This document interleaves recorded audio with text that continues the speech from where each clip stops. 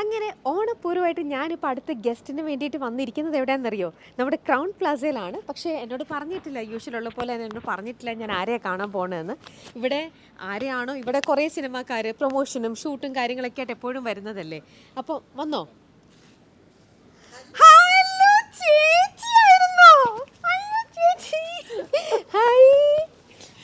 Mic വയ്ക്കട്ടെ. അയ്യോ ശാന്ത ചേച്ചിയായിരുന്നോ? ഹാപ്പിയാണോ?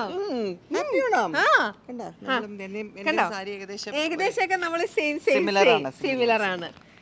പിന്നെ എന്തൊക്കെയാണ് ചേച്ചി വിശേഷം? എന്ന് വന്നു യാത്രയൊക്കെ കഴിഞ്ഞിട്ട്? ആക്ച്വലി ഇന്നലെ വന്നതേ ഉള്ളൂ.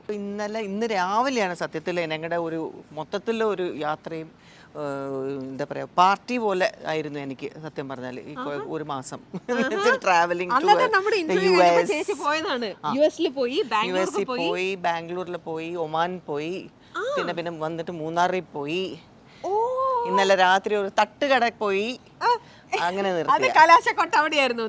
തട്ടുകടയില രണ്ട് ദോശയൊക്കെ കഴിച്ച് കലാശക്കൊട്ടായിരുന്നു. അപ്പൊ ഈ പോയ യാത്ര ഇതെല്ലാം ചേച്ചി വിത്ത് ഫാമിലി ആയിട്ട്?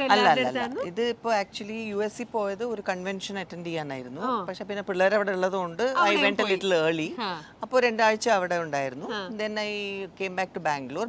അമ്മയുടെ അവിടെ നിൽക്കുമ്പോഴേക്കും നെക്സ്റ്റ് ഡേ ആയിട്ട് ഒമാൻ അവിടെ ഒരു ഉദ്ഘാടനം ഉണ്ടായിരുന്നു.